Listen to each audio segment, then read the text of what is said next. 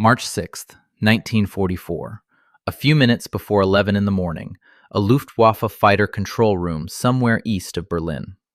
A controller has been on shift since dawn. He is watching a plot that should not exist.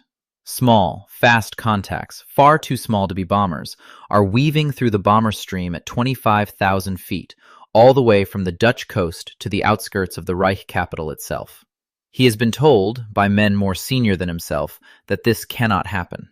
No single-engine fighter has the fuel to fly this far and still have the strength left to fight. He checks the plot again. He orders a recheck of the identification. The contacts do not go away. Somewhere over Berlin that morning, a Luftwaffe controller radios a report that his own service will spend the next several weeks refusing fully to believe. This is not a story about a fighter plane. This is a story about a piece of arithmetic that a country's whole air doctrine had quietly gotten wrong, and about the 18 months it took two nations, working on opposite sides of an ocean, to prove it. This is the story of the P-51 Mustang, and the day it flew to Berlin. Part 1. The Doctrine. To understand why a German fighter controller could not believe what he was looking at on the 6th of March, 1944, you have to understand what the Luftwaffe knew about escort fighters, and what it had good reason to believe. By late 1943, the war over Germany followed a simple, brutal rule that both sides understood. American heavy bombers, the B-17s and B-24s of the 8th Air Force, could reach deep into the Reich. Their fighter escorts could not. The Republic P-47 Thunderbolt, a superb aircraft at medium altitude, ran out of fuel at the German border. Beyond that line, the bombers flew alone, and German fighter pilots knew it. Every mission had a moment, marked on the maps of both air forces, where the little friends turned for home, and the bombers kept going without them. The Luftwaffe called it the gap, and it was where they did their killing. Twice, in the autumn of 1943, that gap cost the 8th Air Force more than it could sustain. On the 17th of August, a combined raid on the Messerschmitt works at Regensburg and the ball-bearing plants at Schweinfurt lost 60 aircraft, roughly 600 men, in a single day. On the 14th of October, the Americans went back to Schweinfurt. 60 more bombers went down. Another 600 men killed, wounded, or captured, on a target 300 miles beyond the reach of any escort fighter in Allied service. The Americans called that second raid Black Thursday. For a few weeks afterward, deep daylight raids into Germany were quietly suspended. The bomber, on its own, could not survive the gap. Everyone on both sides of the channel understood that the only fix was a fighter that did not have one. The Luftwaffe's confidence that no such fighter existed was not arrogance. It was engineering. German fighter controllers had watched, mission after mission, exactly how far American fighters could fly before their fuel forced them home. And they had good technical reasons to trust that number. They had also had a look at the aircraft that would eventually break that number, and dismissed it. The original Mustang, ordered in April 1940 by a British purchasing commission and designed by North American Aviation's Edgar Schmood and his small team in the extraordinary span of 117 days, first flew on the 26th of October 1940. Fitted with an American Allison V1710 engine, it was fast and nimble below 15,000 feet, and disappointing above it. The Royal Air Force judged the early Mustang I a mediocre performer at altitude, and assigned it mostly to Army cooperation and low-level tactical reconnaissance, not to the kind of high-altitude escort work the bomber campaign now needed. Nothing about that aircraft suggested a fighter that could outclimb, outrun, and outrange a Messerschmitt 109 over Berlin. The German assessment was not insane. It was based on the available data. The problem was that the data was 2 years out of date, because in a workshop in Nottinghamshire, that same unimpressive airframe was quietly being turned into something else entirely. Part 2. The engine that was not supposed to fit. In April 1942, a Rolls-Royce test pilot named Ronald Harker was invited to fly a captured Allison-engined Mustang belonging to the Royal Air Force's Air Fighting Development Unit at Duxford. Harker spent half an hour throwing the aircraft around the sky. He landed, impressed by its handling and unimpressed by its performance above medium altitude. And he noticed something else. The airframe was clean, light, and beautifully suited to a more powerful engine than the one bolted into it. On the 1st of May, 1942, he wrote a memo to his superiors at Rolls-Royce, arguing that the Mustang, fitted with the two-stage, two-speed Merlin 61, the same supercharged engine going into the newest Spitfires, would be transformed. Rolls-Royce converted 5 airframes by hand at its flight test establishment at Hucknall. The first flew on the 13th of October, 1942, with the company's chief test pilot, Ronald at the controls. The results were not incremental. The Merlin Mustang gained roughly 50 miles an hour at altitude and kept every inch of the range that had made the airframe worth building in the first place.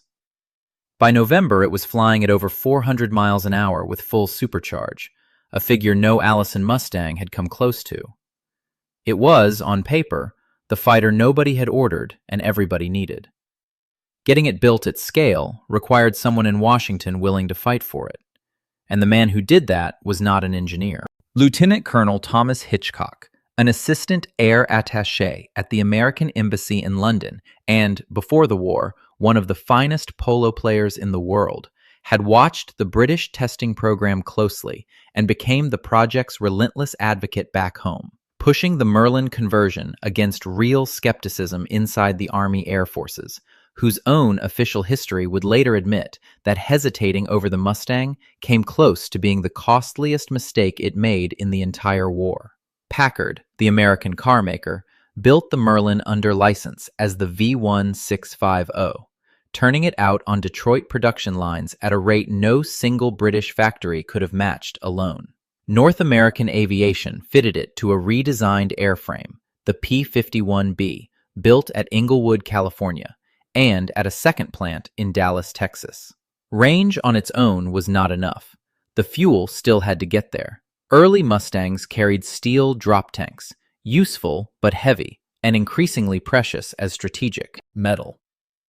Through 1943 and into 1944, British paper mills, among them the Atlas Lace Paper Company, began pressing a lighter 108-gallon tank out of laminated craft paper and resin. Cheap, disposable, and built from a material nobody was rationing.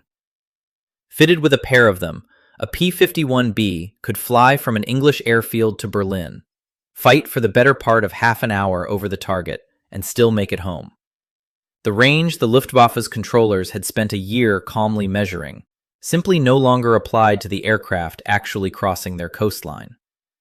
One general made sure the aircraft was used the way its new range demanded. On the 6th of January, 1944, Lieutenant General James Doolittle took command of the 8th Air Force. Visiting his fighter commander, Major General William Kepner, he noticed a sign on the wall. The first duty of 8th Air Force fighters is to bring the bombers back alive. Doolittle had it changed.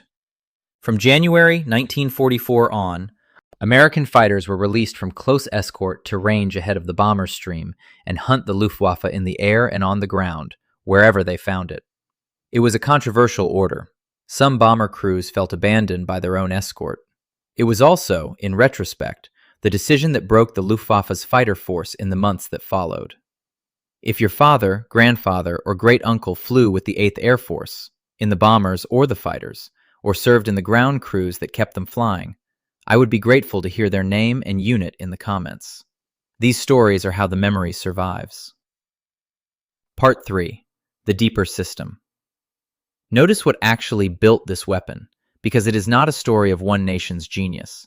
The airframe was Californian, designed under a British specification by North American Aviation's president, James Kindleberger, and his chief engineer, Edgar Schmood, in a matter of weeks rather than years.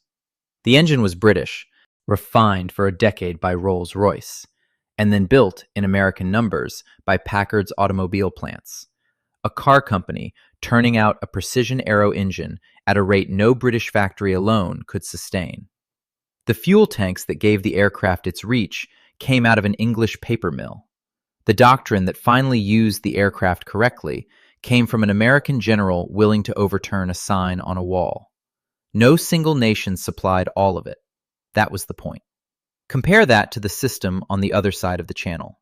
German fighter development ran through a small number of state-directed design bureaus, chiefly Messerschmitt and Focke-Wulf, answering to an air ministry that had already committed its production capacity, its raw materials, and its pilot training pipeline to a doctrine of short-range, high-performance interceptors defending the homeland. It was not a foolish doctrine. It had worked for years, and it went on, producing formidable aircraft, the Bf-109 and the FW-190, to the very end of the war. But it left no obvious path to a long-range escort fighter, because nobody inside that system had a peacetime or a wartime reason to build one. Germany was not fighting a bomber offensive 3,000 miles from home.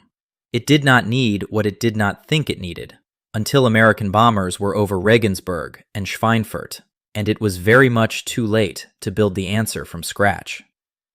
The British and Americans built the Mustang the way the British had built the cavity magnetron and the Mosquito bomber, by letting an unfashionable idea, an engine swap suggested by a test pilot on a 30-minute flight nobody had asked him to make, travel from a memo to a production line in under 2 years, pushed along the way by a determined amateur enthusiast with no formal authority over the program at all. That is the deeper pattern running through nearly every one of these stories. It was true of the radar. It was true of the wooden bomber. It was true, again, of the fighter that finally flew to Berlin. Part 4. The proof, 3 times. The proof came in 3 stages, and the first came before most of the Luftwaffe noticed it at all. On the 11th of January 1944, a lone P-51, separated from its group, found a formation of unescorted B-17s under attack deep inside Germany near a focke-wulf factory. Its pilot, Major James Howard, spent more than half an hour alone against a swarm of German fighters, weaving and diving to break up attack after attack. Not one bomber from the group he defended was lost that day. He would be awarded the Medal of Honor for it. The focke-wulf pilots who tangled with him could not understand what a single-engine American fighter was doing so deep inside the Reich, unsupported, with fuel to spare for a 30-minute fight. The second stage arrived in one brutal week. From the 20th to the 25th of February 1944, the 8th and 15th Air Forces launched a sustained campaign against the German aircraft industry that airmen at the time called Big Week. On its opening day, American fighters, Mustangs among them, claimed 127 German fighters shot down for the loss of a single P-51.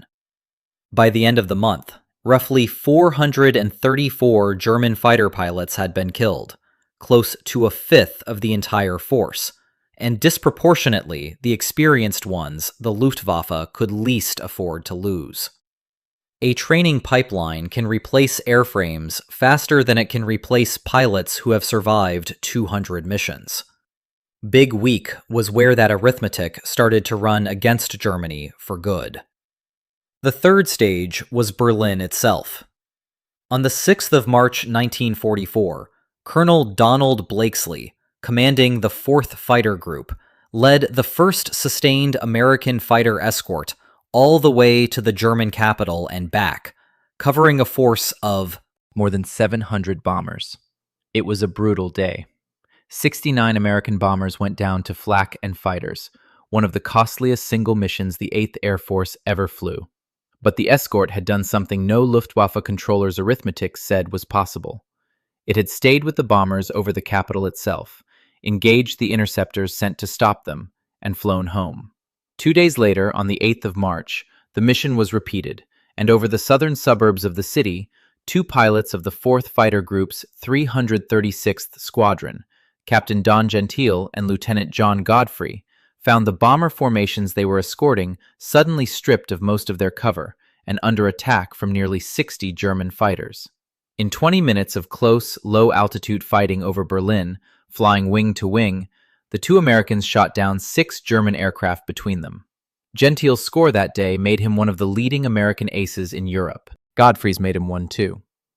Among the German pilots, the Mustangs were now killing in growing numbers was Oberst Wolf Dietrich Wilke, commander of Jagdgeschwader III, a veteran of the Spanish Civil War, and the holder of 162 aerial victories, most of them won against the Soviet Air Force in the East, before he was brought home to help defend the Reich. Wilke had, like Mulders before him, been formally forbidden from further combat flying once his victory total and his rank made him too valuable to risk. Like Mulders, he kept flying anyway. On the 23rd of March, 1944, in a dogfight against long-range American fighters near the town of Schopenstedt, he was shot down and killed, one confirmed victory short of his own final tally, by the very aircraft his own service's technical staff had once calculated could not be over Germany at all. Adolf Galland, the general commanding the German day fighter force, wrote afterward that his own staff had worked out on paper, with nothing more than a slide rule and the Mustang's known fuel consumption, that the aircraft's range was not the accident of a lost or damaged airframe, but a deliberate design decision. The calculation itself was not difficult. What was difficult was persuading a command structure that had spent a year telling its pilots no such fighter existed to accept that it now had to fight one, every day, all the way to the target and back. Part 5. The Verdict. So why couldn't German fighter controllers explain what they were tracking on their radar plots in the spring of 1944? Not because they were bad at their jobs. Hauptmann Karl Reinhardt, the controller in this video's opening, is a composite figure, standing in for the real Luftwaffe Jagdfliegerleitoffiziere, whose reports and intercept logs from that winter survive in German archives, and who genuinely did not have an explanation ready when the range of the escort fighters simply changed under them. They had measured their enemy correctly for a year. Then, without their knowledge, their enemy had been rebuilt around them, on 2 continents, by people most of them had never heard of. The Bf-109 and the FW-190 remained excellent aircraft to the last day of the war, formidable in a short, sharp fight close to home. What Germany never fielded in useful numbers was their equivalent. An escort fighter that could fly to a target 800 miles away, fight for half an hour, and fly home. It was not a failure of German engineering, which had built 2 of the finest interceptors of the war.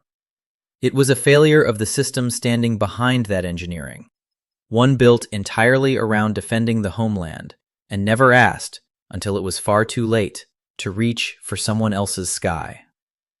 The cost of proving the arithmetic right fell on real people, on both sides. Tommy. Hitchcock, the man who had fought hardest in Washington to put the Merlin into the Mustang, was killed on the 18th of April, 1944, testing a high-speed dive in a P-51 near Salisbury, England, trying to solve a control problem himself, rather than risk another pilot doing it. He never saw the aircraft escort the invasion fleet at Normandy less than 2 months later.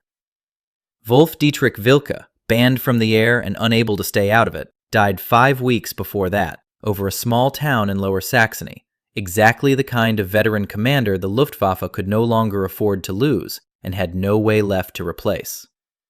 Donald Blakesley flew more combat hours than any other American pilot of the war, and survived it.